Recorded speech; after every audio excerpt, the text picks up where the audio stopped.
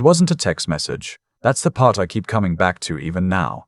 My daughter knew I never pick up unknown numbers when I'm traveling for work. She knew that. She was 10 years old and she already understood that much about me, so she didn't call, she didn't text. She recorded a voice memo on an old iPad, the one I let her keep in her room because the screen had a crack down the corner and I'd already bought her a newer one, and she emailed it to me. The subject line was, "Dad, please open this right now." All lowercase. No punctuation except the period at the end. I was in a hotel lobby in Denver. It was a Tuesday in March. I remember the carpet was this ugly burgundy pattern, the kind you only see in hotels built in the 90s that never got renovated. I'd just come down from my room to grab a coffee before the second half of a 2-day vendor conference I'd been dreading for 6 weeks. My phone buzzed. I saw her name, Maisie, and I smiled before I even read the subject line. Then I read it. I set the coffee cup down on the counter and opened the email. The audio file was 43 seconds long. "Dad, if you get this, please don't be mad. I'm at Aunt Cecile's house. In the garage.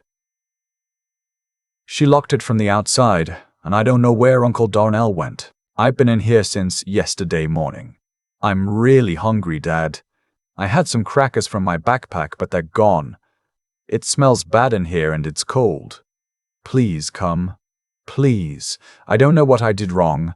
43 seconds. I listened to it 3 times. The first time, I didn't breathe. The second time, my hands were shaking so badly I nearly dropped the phone. The third time, I was already moving toward the exit doors, past the front desk, past a man in a suit who said something I didn't hear. The conference center was a 5-minute walk from the hotel. I left without telling anyone. I need to back up, because if I just jump to the garage, none of it makes sense. My ex-wife Bridget and I divorced 4 years ago. Maisie was 6. It wasn't a vicious divorce. I want to be clear about that because I know how these stories usually go. We were civil. We still are. The problem was never Bridget. The problem was Bridget's older sister, Cecile. Cecile is 44. She's 10 years older than Bridget, and she raised Bridget in a lot of ways after their mother got sick. She's always had enormous influence over Bridget.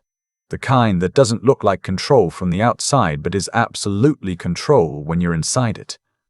When Bridget and I were still married, I noticed it. But I kept my mouth shut because Cecile never did anything I could point to. She was never cruel, never openly dismissive. She just quietly undermined every decision Bridget made that didn't go through her first. After the divorce, Cecile got bolder. Bridget and I had a standard custody arrangement. Maisie with me every other week. Holidays alternating, nothing unusual. Cecile started showing up more.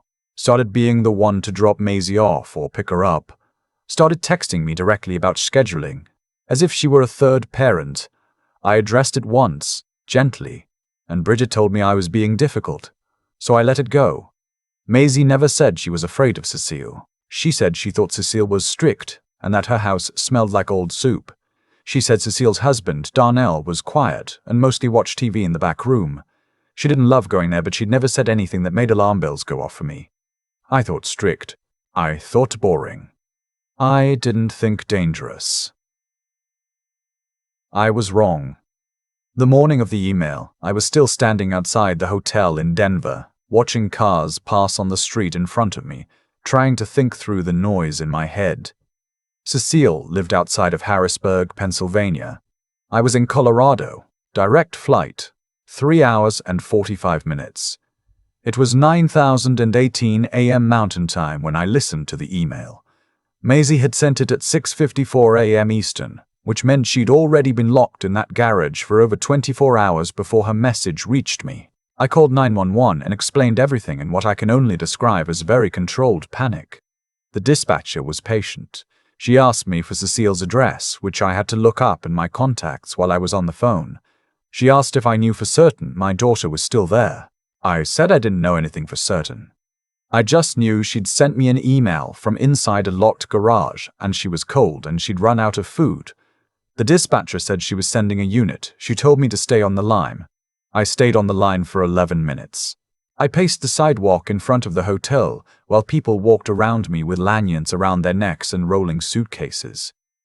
A woman asked if I was okay. I said yes. I don't know why I said yes. At minute 11, the dispatcher came back and told me officers had been dispatched and were en route. She got my callback number. She told me to try to get to Pennsylvania as fast as I could. I hung up and called the airline. The next direct flight to Philadelphia left at 11:45 a.m. That was over 2 hours away. I asked if there was anything earlier, and the woman on the phone put me on hold and came back and said there was a connection through Chicago that left in 40 minutes and got in 20 minutes earlier. I booked it without hesitating. I was already walking back through the hotel lobby toward the elevators. I packed in 6 minutes. I don't remember doing it. I remember looking at the half-unpacked suitcase and then looking at it again, zipped and by the door. I left my badge and conference folder on the desk. The flight to Chicago felt like sitting inside a sealed room with no air. I had the middle seat. The man on my left was asleep before we leveled off. The woman on my right was working on a laptop, fingers clicking steadily. I sat with my phone face up on my tray table, watching for updates, which couldn't come because we were at 36,000 feet, and my Wi-Fi card wasn't loading. I thought about the tone of Maisie's voice, the care she'd taken not to sound hysterical. She'd been scared. I could hear it underneath the steadiness, but she'd been deliberate. She said please twice. She said she didn't know what she'd done wrong. That part gutted me in a specific way. She thought she'd done something wrong. A 10-year-old girl locked in a garage for more than a day, running out of food, and her first instinct was that she must have deserved it somehow. I don't know how long I stared at nothing, but I remember the woman next to me glancing over once and then looking away.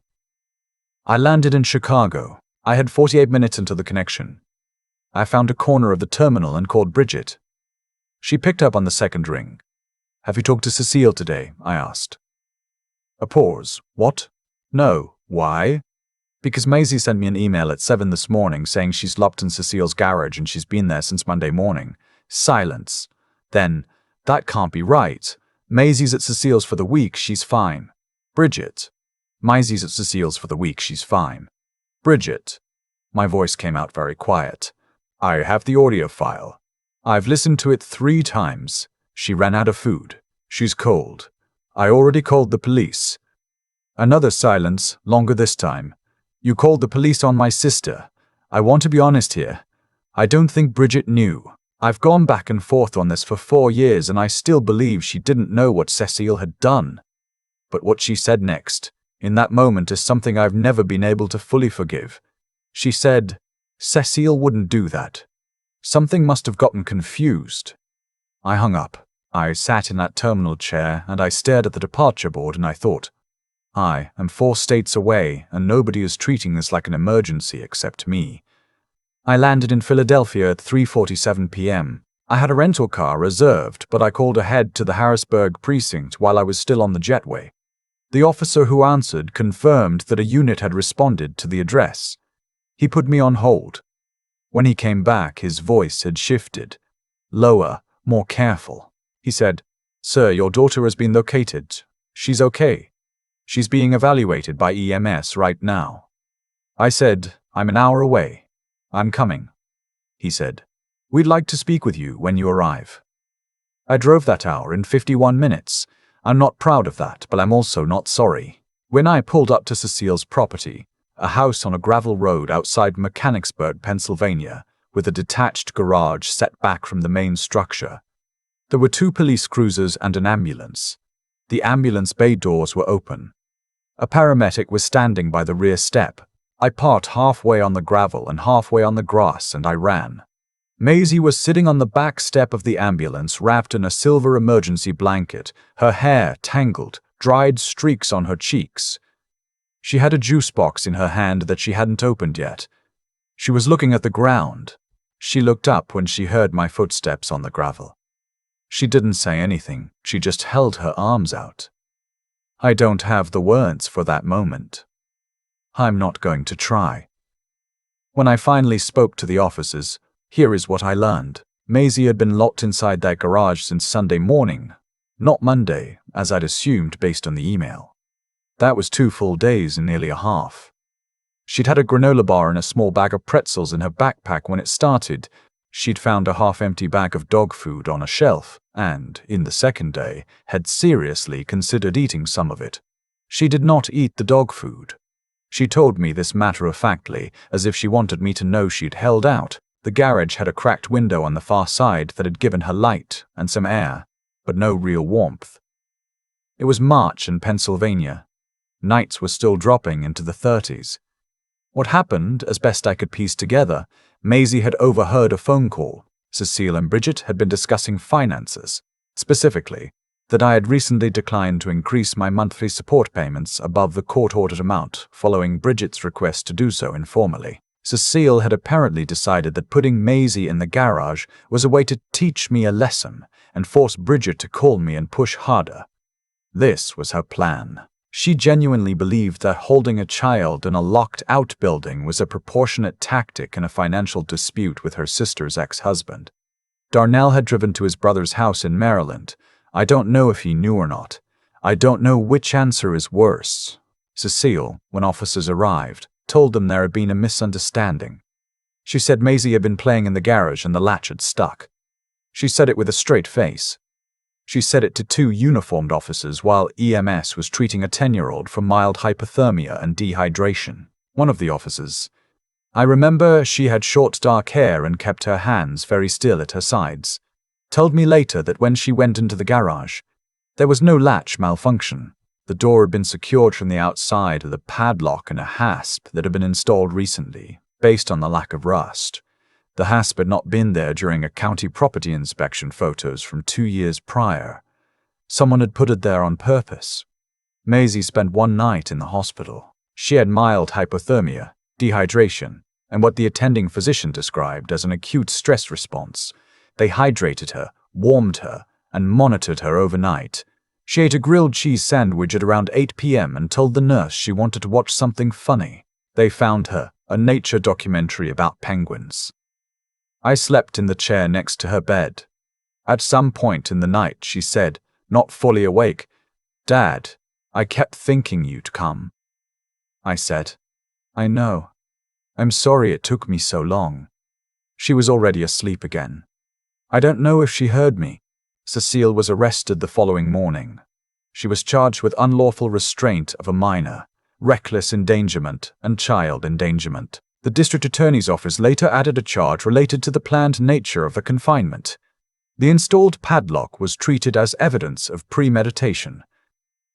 Darnell returned from Maryland and was questioned extensively. He was ultimately not charged. Whether he deserved that outcome, I genuinely do not know. I don't think about him much. He was a ghost in that house long before any of this happened. Bridget came to the hospital. We did not speak warmly, but we spoke. She was pale and had clearly been crying for hours. She sat with Maisie for a while, and Maisie let her hold her hand. I stepped out into the hallway and stood there looking at nothing in particular. Bridget found me there about 30 minutes later. She said, "I didn't know." I said, "I believe you." She said, "I'm so sorry, Miles." I told her I wasn't the one she needed to say that to. Now here is the part where I have to be honest about something. When Cecile's attorney reached out, about 6 weeks after the arrest, the offer was this: Cecile would plead to a reduced charge, serve no jail time, and pay a fine and restitution. In exchange, I would agree not to pursue additional civil action and would sign a broad confidentiality clause. In other words, take money, stay quiet. I want to be transparent about why I said no, because it wasn't entirely selfless. Part of me said no because I was angry. Part of me said no because the fault was Cecile explaining to people that everything had been resolved, while Maisie still had nightmares about enclosed spaces made me physically ill. But the bigger part said no because Cecile had done this before.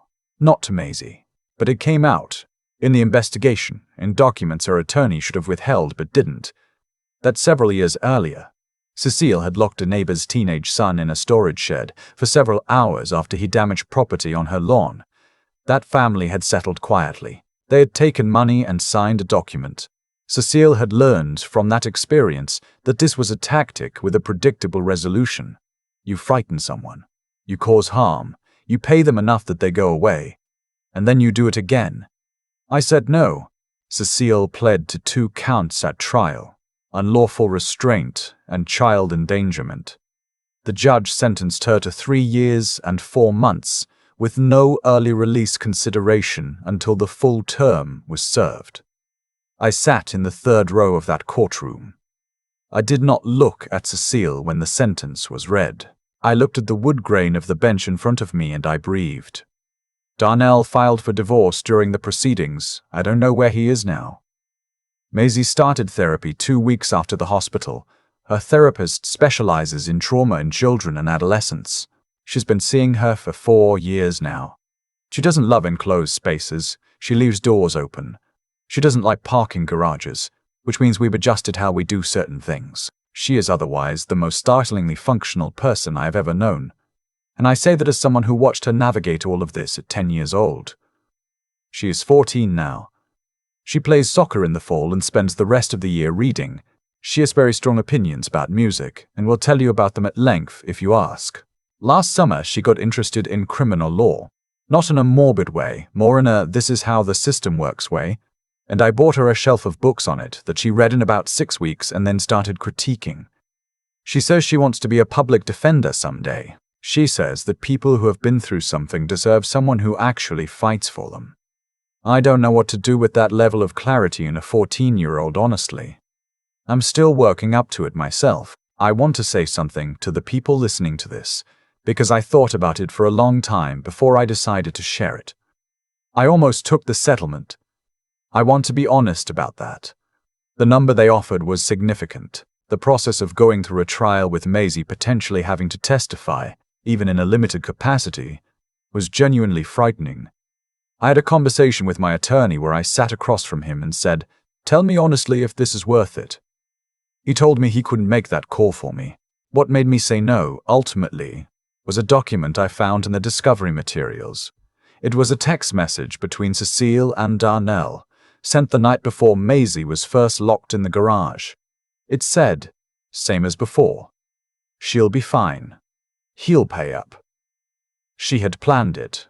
She had categorized my daughter as a pressure point in a negotiation. She had a methodology. She had done it before and believed she would do it again. If I had taken the settlement, she would have.